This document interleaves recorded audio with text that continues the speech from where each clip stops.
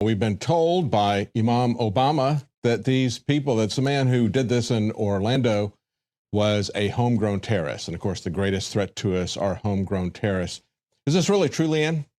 Well, a lot of people are trying to make that claim, especially with Donald Trump's national security speech, saying, you know, he was a New Yorker, this was a native ideology here. But we're going to take a closer look and see that this was actually an imported ideology. That's right. Now, he was, of course, one of these people radicalized online, in addition to what he was getting taught at home by his father, who was from Afghanistan. We'll get into him a little bit later. But last night, the radical Muslim cleric who is connected to the Orlando terrorists, he had an interview with Greta Van Susteren. It was very eye-opening and very interesting peek into a lauded Islamic scholar. So this is someone who travels around the world, goes to universities, and speaks about his version of Islam. So this is one of the clips that's really making the round today, making all the headlines. What he had to say about a Hillary Clinton presidency. Hillary Clinton, as a Muslim, I object to Hillary Clinton. No, I don't believe a woman should be the president of a nation. As our Prophet ﷺ, he taught us that whenever a woman is in charge, there's going to be problems. What if she's on her menses and it's time to go to war? She's going to press the button because she's angry?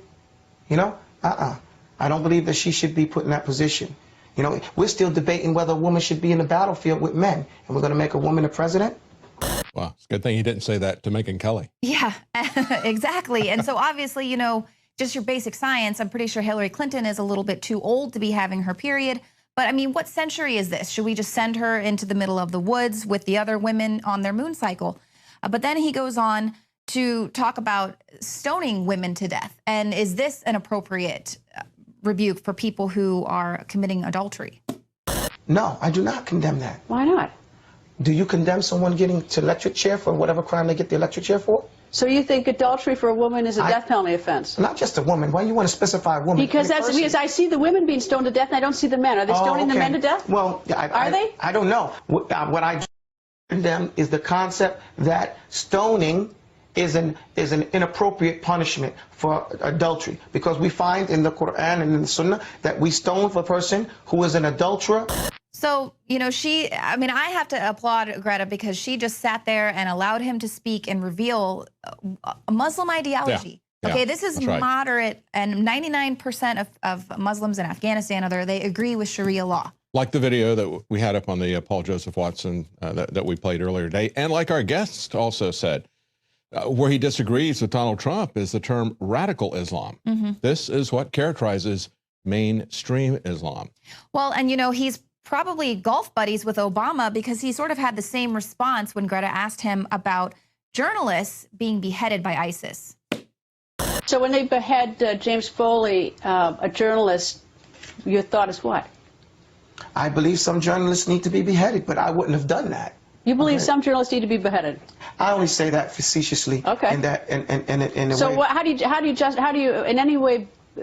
can you in any way justify ISIS? I'm not justifying. Okay. I'm not justifying. I was just stating that, you know, no, I don't justify any of their activities, and no, I don't think that. Shouldn't we stop them? No. So he walks it back a little bit, but he's obviously not saying it facetiously. He just knows this is Takia. This is that. Just joking. They know that if they're going to be facing prosecution, they are allowed to lie to the infidel. They can lie to us. And he says he doesn't think it's right that the United States should be trying to stop ISIS. No, he doesn't. And then she also asked him, you know, about Mateen's association with the American suicide bomber. And he says, well, I personally don't believe that all those guys are suicide bombing. So, I mean, this is someone who is making excuses. But let's take a look. Who is this guy? So he was just released from prison last year. He was a former U.S. Marine, discharged in 1990. He was disenchanted with the military. So what does he do? Immediately becomes a leader of a gang. And so the gang robbed more than 10 banks, private homes, post offices at gunpoint, shot 3 police officers, and attacked 1 cop after he was injured by a homemade pipe bomb. And then he was arrested in 1991. So in 1 year, after disenchanted with how bad the military is, he becomes this gang leader. And then so prosecutors cut a deal with him that he only had to serve 4 years in prison, but he had to work undercover for the FBI between 2004 and 2007 documenting terrorist plans and networks in Africa, Egypt, and the U.S. So he goes undercover, and now he's running a Muslim extremist Islamic school. So he basically goes to these places and gets even more radicalized. Timbuktu Academy. Yeah, he was able to convert 36 other people while he was in jail, converted them to his teachings. And so, like I said earlier, he travels the world, going to universities, some of them here in the United States. And he also has ties to the 1993 World Trade Center bombing. He was the bodyguard for Sheikh Omar Abdel Rahman. So, I mean, we've seen this a lot. Yeah, and that's the thing is, does this characterize Islam? Well, Muslims need to speak out about it. They need to say, they need to disassociate themselves from that. We've seen some Christians who have been accused of supporting this, and we've seen some very hateful things from some individual pastors. I want to take a look at that real quickly. We've had one Baptist pastor who's spoke back against this. We had Carl Gallups. He said he reacted with outrage. This is a W&D story. By attempts by the ACLU staffers to pin the blame on the massacre of homosexuals on Christians. He says the idea of somehow celebrating or condoning this violence, says this Baptist pastor, nothing could be further from the truth. Nothing could be more disgusting for me to contemplate. This is an insult to all Christians. He says, I am not a hater of people. I don't think other Christians are as well. Speaking for myself, I've dedicated 40 years of my adult life to serving, ministering to the deep needs of people of all races, sexual preferences, and religious preferences. At the same time, we see another couple of pastors who've gotten a lot of press. Pastor Roger Jimenez of the Verity Baptist Church in Sacramento says that Orlando is now safer. He says, are you sad that 50 pedophiles were killed today? He said, no, I think that's great. I think it helps society. I think Orlando, Florida is a little safer tonight. Another pastor, Tempe, Arizona, Stephen Anderson, said there are 50 less pedophiles in this world, also from another Baptist church. Now, people need to understand there's probably as many different flavors of Baptist churches as there are variations of Islam, okay? This guy said, Stephen Anderson, extremism. Yeah, he said LGBT people should be executed by a righteous government. That's the only problem that he had with it. And so, when I look at this, I have to say that this is not Christianity. I have to speak out. I'm a Christian. I don't want people who are not Christians to think that this is what Christianity is about.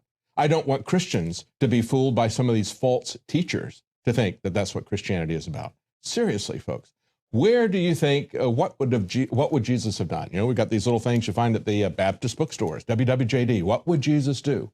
Thinking about what would Jesus do in this situation or that situation? What would Jesus do at a gay bar that was where there was shooting going on? Would he even be at a gay bar? I think yes. He was accused by the Pharisees of being in the company with sinners, prostitutes, publicans, tax collectors. That's really bad people. He was accused of that, and he didn't deny it. He said he came to this world to save sinners. He didn't come here to tell Christians that your duty on earth is to kill people who are sinners. No, Jesus came to die for sinners. That's Christianity.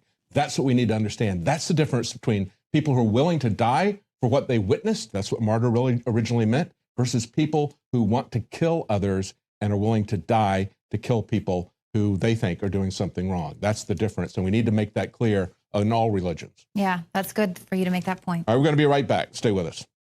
Because they're beheading people, beheading Americans? Okay, don't we have our own problems here? Yeah, we got problems here, but... Okay, so is it our business? Well, apparently some of those problems are being imported here. Only because I think that because we feed into this and we grow it here.